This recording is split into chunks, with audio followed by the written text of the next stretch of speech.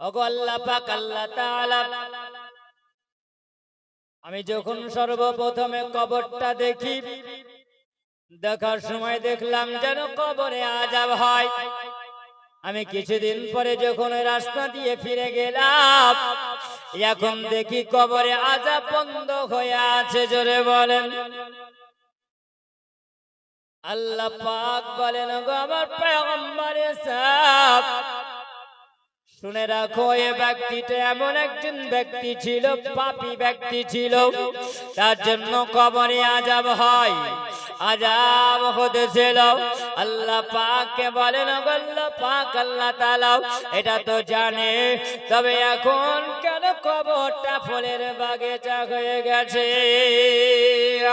আল্লাহ বলেন, আমার শুনে রাখো, জেনে রাখো, ওই সময় যখন ওই মানুষটার ইন্তিকাল হয়ে যায়, ইন্তিকাল হবার আগে তার বিবিকে বলেছিল, ও আমার বিবি, ও আমার জননী, আমার একটু কাছে এসো। বিবিকে ডাক দেওয়ার পরে বিবি এসে কাছে বসে গেল। বিবি বলেন, ওগো আমার স্বামী, ওগো আমার মাথার মুকুট, ওগো আমার মাথার তাজ, আপনি বলো কি আমাকে বলবে না? বলে, বিবি রে, আমি জীবনে মনে হয় পাপের কাজ ছাড়া আমি ভালো কাজ দুনিয়াতে কিছু করতে পারিনি রে। আরে বিবি শোন, হয়তো দুনিয়াতে বেশি দিন বাঁচবো না, আমি দুনিয়া থেকে হয়তো বিদায় নিয়ে নেব, তবে শেষ বিদায় একটা কথা বলে যাই, তোমার পেটে সন্তান আছে, আর এই সন্তান যদি বেটা সন্তান যদি হয়, এই সন্তানটাকে তুমি মাদ্রাসায় ভর্তি করে দিও। আব্বাজিরা, আমার সোনা মানিকেরা, একটু খেয়াল করে শুনে যাও বাবা। ওই সময় বিবির হাত খানা ধরে বিবিকে বলেছিল, আর বিবিকে বলার পরে সময় ইন্তিকাল করে গিয়েছিল। যেমনি বাবা ইন্তিকাল করে যাওয়া, ওই সময় ওই বিবির পেট থেকে সন্তানটা যখন ভূমিষ্ঠ হয়, আর সন্তান ভূমিষ্ঠ হওয়ার পরে সন্তানটাকে কোলে নিয়ে স্তন পান করিয়েছিল।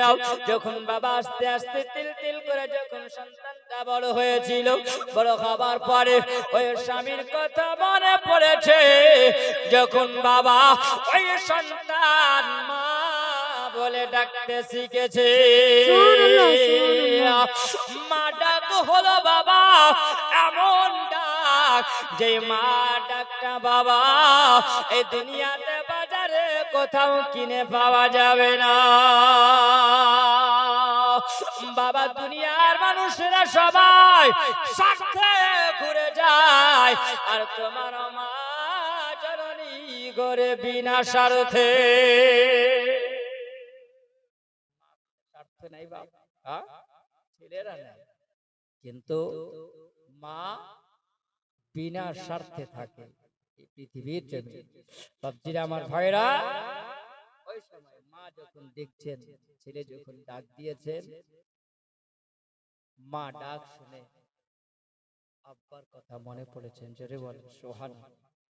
আব্বার কথা যখন মনে পড়েছে, স্বামীর কথা খেয়াল এসেছে।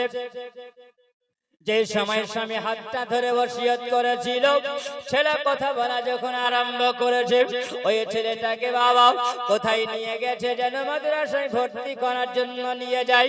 ওস্তাদের কাছে যখন নিয়ে যাওয়া হলো, ওস্তাদকে বলা হলো, ওগো ওস্তাদজি, আমার ছেলেটাকে আপনি ভর্তি নিয়ে দেন না, আর আমার ছেলেটাকে আপনি ভালো শিক্ষা দিবেন না, একটু তালিম ইলম আপনি শিক্ষা অর্জন করাবেন না।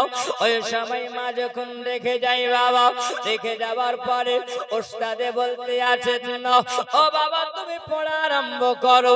যখন পড়তে বলা হয়, ওই বাচ্চাটা পড়তে আছেন বিসমিল্লাহির রহমানির রহিম। যেমনি বাবা বিসমিল্লাহ পড়া, আমার আল্লাহ পাক আল্লাহ তাআলা জানিয়ে দেয়, ওরে আমার মালাইকা ফেরেশতারা, শুনে রাখো, জেনে রাখো, ওই যে দেখো দেখো আমার বান্দা বসে বসে আজকে বিসমিল্লাহির রহমানির রহিম সবকটা পড়তে আসে না। আল্লাহ রহমানের নাম নাই, আল্লাহ পাকের রহিমের নাম নাই। আর আল্লাহ পাকের এই দুটো নাম মানুষ যদি নাই, আল্লাহ পাক ওই বান্দার উপরে রহম করে দেয়। আল্লাহ পাক রহম করে। দুটো নাম একই মানে, দুটো নাম একই মানে। আমরা যে কোনো কাজ যখন করি তখন দেখবেন বিসমিল্লাহ দিয়ে শুরু করি, করি না? করি না? ভাত খাবে বিসমিল্লাহ পড়ে নাকি? তাই তো আমরা এখন ডিজিটাল যুগ, বিসমিল্লাহ পড়া ভুলে গেছি বাবা, তাই না? জি ভুলে গেছি। যতই শুনি এক কান দিয়ে শুনি আর এক কান দিয়ে বের করি। এই তো আমরা হলাম মুসলমান। তেলের গাড়ি তেলে চলে, আমার গাড়ি হাওয়ায় চলে। তেলের গাড়ি তেলে চলে, আমার গাড়ি হাওয়ায় চলে। আরে বিনা তেলে চালাই গাড়ি নবী সুলাইমান, আমরা সেই মুসলমান। যদি শুনে মুসলমান হয় তাহলে কিন্তু কাজে আসবে।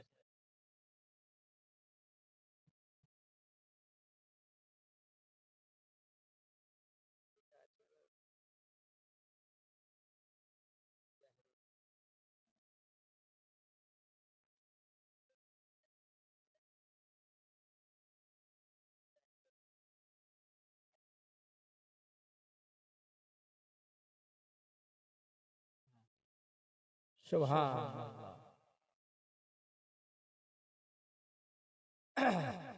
হাজী জাহিরুদ্দিন মিয়া তার স্ত্রীর জন্য সুবহানাল্লাহ এই নবীর ঘর মাদ্রাসার জন্য তিনি ৩,০০০ টাকা দিয়েছেন। ৩,০০০ টাকা নগদের আধারে, তো খবর জানি না। জি সুবহানাল্লাহ। যাই হোক, জি বাপ আপনারা বসে আছেন, শেষ দোয়াটা নিয়ে যাবেন। বুঝতে পারছি আপনাদের মোমেন্টটা কেমন হয়ে আছে। জি এখনো 2 দিন বাকি আছে তো। জি বাবা শুনেন, আল্লাহ পাকের পয়গম্বর ঈসা আলাইহিস সালাম, তিনি আল্লাহ পাক বলছেন ওই সময় যখন বিসমিল্লাহির রহমানির রহিম পড়া হয়, আর বিসমিল্লাহ পড়ে যেই বান্দারা, আল্লাহ পাক তার উপরে রাজি হয়ে যায়। জোরে বলেন সুবহানাল্লাহ। দুটো নাম মানে কিন্তু একই। আমরা যখন বিসমিল্লাহ পড়ি, খাবার যখন খাই, আচ্ছা বলেন বিসমিল্লাহ নাম যখন নেওয়া হয়, বিসমিল্লাহ শরীফ যখন পড়া হয়, তো যখন আপনি লোকমা উঠাবেন তো আল্লাহ পাক বলেন রহমান ও রহিমের নামের বদলতে আল্লাহ পাক ওই বান্দার উপরে দয়া করে, একটা দানার বিনিময়ে আল্লাহ পাক ৭৭টা নেকি দিয়ে দেয়। জোরে বলেন।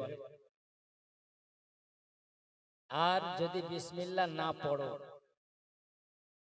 তাহলে বাপ সুবহানাল্লাহ, এই যে জামানা এসেছে, দুনিয়ার ডিজিটাল জামানা এসেছে, আধুনিক যুগ, নবী বলেছেন তোমরা ওই তরিকাতে খাও কোন তরিকায়, যে তরিকায় তোমার নবী খেয়েছেন। জোরে বলুন। দুনিয়াতে তোমার চলাফেরা সমস্ত কিছু নবীর আদর্শ মোতাবেক হয়। তুমি পেচ্ছাব করবে সেটাও হবে নবীর তরিকা অনুযায়ী।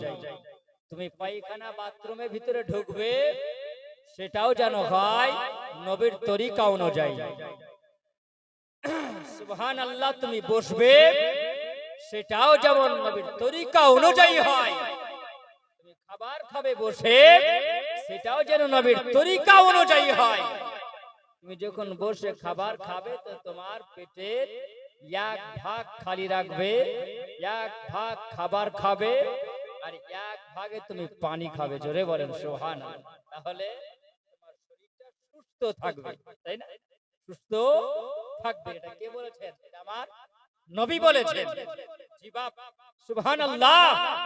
আজকাল বর্তমান জামানায় যখন আমরা একসঙ্গে খাবার খাই, দেখবেন টেবিলে বসে খাবার খাই না, খাই না? টেবিলে খান। আপনাদের গ্রামে চাষ হয় না? ধান চাষ হয়, গম চাষ হয়, জি চাষ হয়,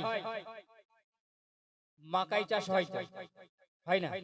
জি, ধান হয়, গম হয়, তাই তো? পাট হয়, জি হয়। আহা, সুবহানাল্লাহ। যখন ফসল হয় তখন কিন্তু আমরা খবর পাই না, বুঝলেন? যে বছর ফসল না হবে তখন কিন্তু মসজিদের সিনিয়র মাদ্রাসায় ফাতিহার শেষ থাকে না, হুজুর ভালো দোয়া করতে, হ্যাঁ ফসল হয় না জি, এবার ভালো ধান হয়নি, ভালো গম হয়নি, হ্যাঁ? আর যখন গম ধান বেশি বেশি হয়েছে তখন কিন্তু হুজুরের টেরি পাইনি, পেয়েছে জি, হ্যাঁ? তখন কিন্তু খবর নাই। আমার উদ্দেশ্য কি বলেন তো? আল্লাহকে রাজি করার, তাই না? আল্লাহকে রাজি করব কোন সময়? যখন মুসিবত হয় তখন। আল্লাহ বলে মুসিবতের সময় রাজি করো, আর সুখের সময় কেউ নাই। জি বাপ, আমরা যদি ওই রকম হয় তাহলে কিন্তু হবে না। ওই রকম হতে হবে, নবীর তরিকার সঙ্গে মিল হতে হবে। জি বাপ, সুবহানাল্লাহ। এই নবীর ঘর মাদ্রাসার জন্য কোন আমার ভাই বাবাজি কেউ নাই যে এক মন ধান দিব, কি গম দিব, কি টাকা দিব? হ্যাঁ, সুবহানাল্লাহ। 1000 টাকা দেনেওয়ালা কেউ আছেন? জি, সুবহানাল্লাহ। আসেন, আমি মুসাফির হয়ে এসেছি, আপনাদের কাছে একটু দোয়া করে যাব। জি বাপ, আপনারা বসে আছেন খুব সুন্দর ভাবে, এরকমই বসে থাকেন। একটু ওয়াজটা নিয়ে যাব ইনশাআল্লাহ, সময় মোতাবেক শেষ হবে। বিরক্ত আপনাদেরকে করব না। কেউ নাই আমার বাবজি ভাইরা আমার? কেউ এরকম হবে না?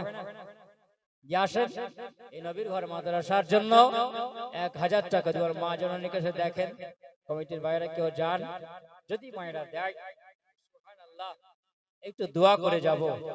আব্বা জিরা আমার শোনেন, আপনার বাড়িতে ধান আছে, ধান যখন আপনি এক জায়গায় রেখে দেন, রেখে দেওয়ার পরে বস্তায় ঢোকাবেন।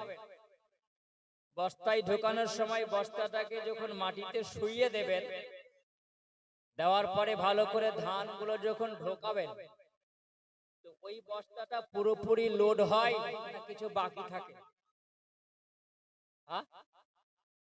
অর্ধেক হয় আর অর্ধেক বাকি থাকে। কেউ যদি বস্তাটাকে এরকম করে ধরে একটা গামলাতে করে ধান ভরে দেওয়ার পরে ঢেলে দেয়, তাহলে বস্তাটা পুরোপুরি লোড হবে না বাকি থাকবে? লোড হয়ে যাবে, তাই না? তখন কি করতে হবে? ওকে এবার সেলাই করতে হবে, আর মুখটা বাঁধানো হবে না, ওকে সেলাই করতে হবে। বর্তমান জামানায় কিন্তু আমাদের বস্তা পড়ে থাকে না, বস্তা কিন্তু খাড়া থাকে, থাকে না? থাকে। আগে আমরা দেখেছি বসে বসে আমরা খাবার খেয়েছি অনুষ্ঠান বাড়িতে, তাই না? বসে আমরা খাবার খেয়েছি, কিন্তু এখন আধুনিক যুগ এসেছে, চেয়ারে বসে খাবার খেতে হবে। আচ্ছা বলেন, বসে যদি খাবার খান তো এই বস্তাটা আপনার শুয়ে থাকবে না খাড়া থাকবে? শুয়ে থাকবে, নিচু থাকবে। আর যখন আপনি চেয়ারে বসে বসবেন, চেয়ারে বসে যখন খাবেন, তখন এই বস্তাটা খাড়া না শুয়ে? হ্যাঁ, এমনি করে ধরছে আর হাত করে ধরছে নাকি? হ্যাঁ, গামলার মতন করে দিতে দেওয়ার পরে এই পর্যন্ত লোড। আলহামদুলিল্লাহ, পড়ার আর কিন্তু সময় থাকে না, থাকে?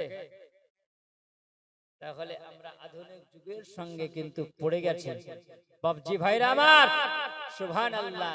এই পর্যন্ত বস্তা যদি লোড হয় তাহলে কিন্তু আপনার জিনটাকের প্রয়োজন হবে ডাক্তারের কাছে গিয়ে যেতে হবে আপনাকে। আর নবীর তরিকা অনুযায়ী বসে থালাটাকে চেটে চেটে তুমি যদি আঙুল চেটে চেটে তুমি যদি খাও, তা আমার নবী বলেছে আঙুল চেটে চেটে খেলে পারে তোমার জিভা দিয়ে যে লালাটা বের হবে, এই লালাটাই তোমার জিনটাকে প্রয়োজন হবে না। যদি বলেন সুবহান, এটাই তোমার জিন ডাক হয়ে যাবে, তোমার কোনো অসুবিধা হবে না। জিরা আমার সোনাবানি কেরাম ভাই, কেউ হলো না যে 1000 টাকা দিব বাবজি? হ্যাঁ, কেউ নাই? হ্যাঁ, 500 টাকা দেন। জি, আয়ে কে যাবে সোনার মদিনা, যাদের দিলে আছে বাসনা, আয়ে কে যাবে সোনার মদিনা, আয়ে কে যাবে পাক মদিনা, যাদের দিলে আছে বাসনা, যাদের দিলে আছে বাসনা, আয়ে কে যাবে পাক মদিনা, আয়ে কে যাবে মক্কা মদিনা। আরে জলসা শুনতে আসবি যদি, এই দিন তেরা হবে শাহদে, এত হাদিস কোরআনের বাণী, এত হাদিস কোরআনের বাণী, তার প্রেমে মুঝে দেখো না, আয়ে কে যাবে সোনার মদিনা, আয়ে কে যাবে পাক মদিনা, যাদের দিলে আছে বাসনা, আয়ে কে যাবে পাক মদিনা, আয়ে কে যাবে সোনার মদিনা।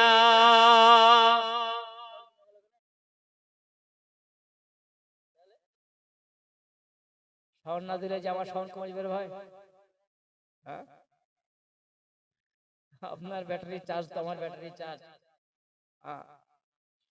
আয়ে কে যাবি পাক মদিনা, আয়ে কে যাবি সোনার মদিনা, হযরত বেলাল কে দেখো না, নবীর প্রেমে হইল রে দিওয়ানা, হযরত বেলাল কে দেখো না, হযরত বেলাল কে দেখো না, নবীর প্রেমে হইল রে দিওয়ানা। কতই আঘাত পেল বেলাল, কতই যন্ত্রণা পেল বেলাল, নবীর কলমা ছাড়ে না, আয়ে কে যাবে পাক মদিনা, আয়ে কে যাবে সোনার মদিনা, আয়ে কে যাবে মক্কা মদিনা। আল্লাহ তাআলা আল্লাহ পাক বলতে আছেন, আল্লাহ শোনো, আজকে যে বাচ্চাটা ওই সময় যখন রহমানের নাম নিতে আছে না, আল্লাহ পাকের নাম নাই, বিসমিল্লাহির রহমানির রহিম, আল্লাহ পাক বলেন, ওরে আমার মালাইকা ফেরেশতারা দেখো যাও, যে বান্দাটা আজকে আমার নামটা নিতে আছেন না, বিসমিল্লাহ মুখস্থ করতে আছে না, ওই সময় পড়তে আছে, যাও চলে যাও দেখো তার কোনো আত্মীয় স্বজন, তার কেউ কবরে আছে কিনা। ওই সময় মালাইকা ফেরেশতা আসার পরে বাবা তিলাওয়াত করতে আছে, আর দেখতে আছেন মালাইকা ফেরেশতারা যেন কবরবাসী হয়ে আছে। কে তার কবরবাসী হয়ে আছে? তার আপন আব্বা কবরে শুয়ে আছে। আল্লাহ পাককে বলেন আল্লাহ পাক আল্লাহ তাআলা এখন দেখতে পায় যেই বাচ্চাটা বিসমিল্লাহ পড়তে আসেন না ওই বাচ্চাটার আব্বা কবরে শুয়ে আছে আমার আল্লাহ পাক বলেন ও মালাইকা ফেরেশতা এই বিসমিল্লাহ শরীফ পড়ার কারণে আমি আল্লাহ পাক এত খুশি হয়ে গেছি আমি আল্লাহ রাজি হয়ে গেছি আমি আল্লাহ যা ওই বান্দার আব্বার কবরখানা জান্নাতের বাগিচা বানায়া দাও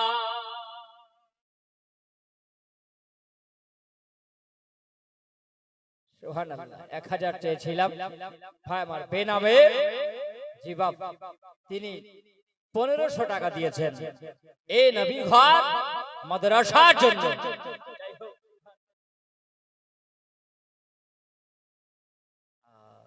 জি সুবহানাল্লাহ জলসায় যখন দাওয়াত দেওয়া হয় আমি এটা সবচাইতে বেশি ভালোবাসি যে কোনো মুকাররিকে বক্তাদেরকে কোনো মওযু দিতে হয় সাবজেক্ট দিয়ে দিতে হয় যে হুজুর এই বিষয় নিয়ে আলোচনা করেন বলে দিলে পারে সেটা তৈরি করে নিয়ে আসেন প্রত্যেকটা বক্তার ক্ষেত্রেই তাই আর এরকম জলসা যখন হয় তখন বাপ বিভিন্ন রকমের কথা দিয়ে বোঝাতে হয় নাকি জি সুবহানাল্লাহ ভাইজান আমার বলছেন যে কারবালার আলোচনা করি কারবালার আলোচনা একটু আগে যদি আমাকে বলতেন স্টেজে ওঠার সময় যে আপনারা জীবনী ভালোবাসেন তাই না জীবনী ভালোবাসেন এই মালটা দেখতে ছোট কিন্তু ইনশাআল্লাহ যেটা শুনবো মনে করবেন সেটা পাওয়া যাবে যদি মনে করেন সারা রাত গজল বলে পার করে তো গজল বলেই চলে যাবে জি সুবহানাল্লাহ খোদার ঘর আমার নবীর ঘর মাদ্রাসার জন্য একজন ভাই আমার 1500 টাকা দিয়েছেন আর একজন ভাই কেউ হবে না পাক পাঞ্জাতনের মহব্বতে জি সুবহানাল্লাহ এই কারবালার রাস্তে জি এই মাদ্রাসার জন্য ওই ভাইয়ের একজন কেউ সঙ্গী হবেন কেউ জোড়া হবেন জি তোমার হোসাইন বাঁচাতে দেন কারবালায় হল কুরবানি ও ফাতেমা জাননে তোমার হোসাইন বাঁচাতে দেন কারবালায় হল কুরবানি ও ফাতেমা জাননে শহীদ তার ফোরাত তীরে শহীদ তার ফোরাত তীরে বন্ধ করেছে পানে ও ফাতেমা জাননে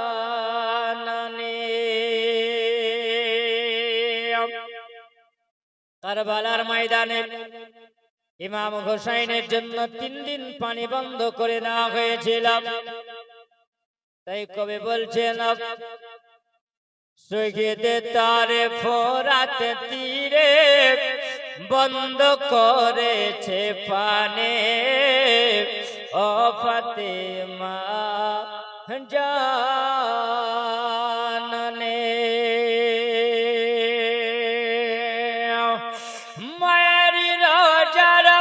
জালি ধরে মায়ের রোজার জালি ধরে মোর হোসাইন কেঁদে বহালে বিদায় দাও গো মা জননে কারবালায় যাচ্ছে চলে কারবালায় যাচ্ছে চলে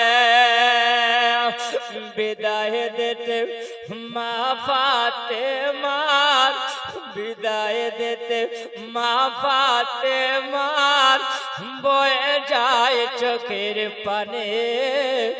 ও ফাতেমা জাননী, আমার ইমাম হোসেন বাবা কারবালা যাবার আগে তিনি বলেন, আমি মায়ের রোজাটা গভীর রাত্রিতে আমার ছেলে আলী আকবরকে সঙ্গে করে নিও, আমার বোন জৈনবকে সঙ্গে করে নিও, আমার ভাগনা দুটা ছিল যার নাম হলো ওনার মোহাম্মদ, তাকে বাবার সঙ্গে করে নিও। ওই সময় চলে গেলাম আমার নবী মুস্তাফা রওজা মোবারকটা জিয়ারত করব, আর নবীকে আমি সালাম দিও। আমি চলে যাব কোথায়? আমি কুফা রওনা হয়ে যাব। ওই সময় বাবা গভীর রাত্রিতে তিনি বোন জৈনবকে নিয়ে বাবা আমার নবী মুস্তাফা রওজা মোবারকের সামনে এসে আমার গোসাইন যেন সালাম দিতে আছেন। ও গো দয়ার নানা জান, ও গো সরওয়ারে মদিনা, ও গো দয়ার নানা জান, ও গো সরওয়ারে মদিনা, আখিরি সালাম লাও গো নানা, তোমার হোসাইন যায় কুফা ছেড়ে সোনার মদিনা, আখেরি সালাম লাগো নানা।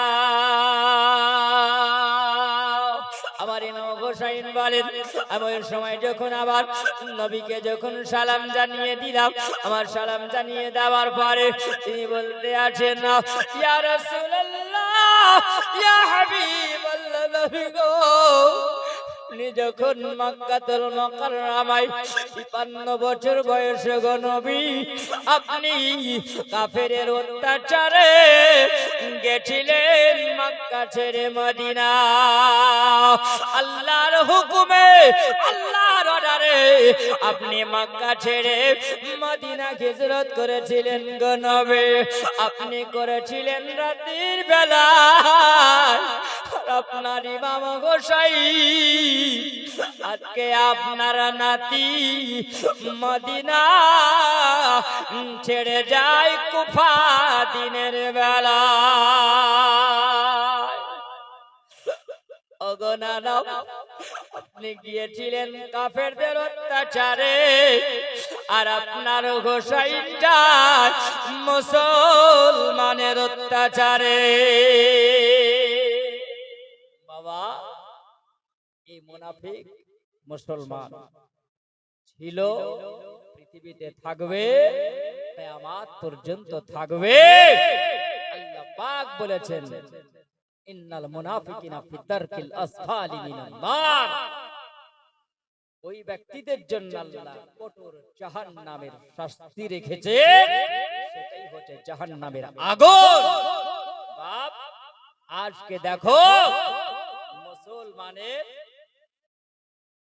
গর্বিত হয়ে আছে। মুর্শিদাবাদে একটা ডঙ্কা বাজছে, বুঝতে পারছেন কিছু?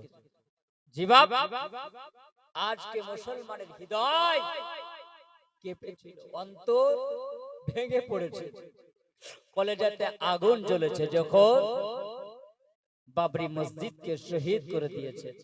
হাত পা গুটিয়ে বাপ বসেছিল, কিন্তু আজকে সুবহানাল্লাহ এই বেলডাঙ্গার সরজমিনে এই হুমায়ুন কবিরের নেতৃত্বে সারা বিশ্বকে কাঁপিয়ে দিয়েছে। দেখো মুসলমান কাউকে ডরে না, কাউকে ভয় করে না। এক মসজিদ শহীদ করলে হাজারো মসজিদের দলিল পড়ে আছে, ওই বাবরি মসজিদ আবার তৈরি হচ্ছে বেলডাঙ্গার সাথে। আজকে আনন্দের ঢল নেমেছে মুসলমানের বুকে, তাই না বাপ? কিছু আছে নামধারী মুসলমান, তাদের কিন্তু জ্বালা করছে, করছে না করছে না? কাঁটা দিয়ে কাঁটা তুলতে হবে নাকি? আজকে মুসলমান দেখো, বেলডাঙ্গার সরজমিনে বাবরি মসজিদ তৈরি হয়, হাজারো হাজারো মানুষ, লক্ষ লক্ষ মানুষ ওই জায়গাতে গিয়ে হাজির হয়েছে। গত জমায় দেখলাম যে সুবহানাল্লাহ, কত মানুষ হয়েছে, হাজির হয়েছে, জুমার নামাজ আদায় হয়েছে। হয়নি? হয়নি বাপ? হয়েছে। যতই বাধা দেয়, কেউ বাধা মানবে না, এই বাবরি মসজিদ তৈরি হবে ইনশাআল্লাহ। হবে না? হবে না? হবে। আমার ইমাম হুসাইন রাদিয়াল্লাহু তাআলা আনহু তিনি বলেন, আমি ওই সময় নবী মুস্তাফার রওজা মুবারকটা যখন জিয়ারত করে তিনি চলে আসছেন কোথায়? মা ফাতিমা জোহরা, মা জননীর ওই রওজার কাছে এসে ইমাম হুসাইন টুকরে টুকরে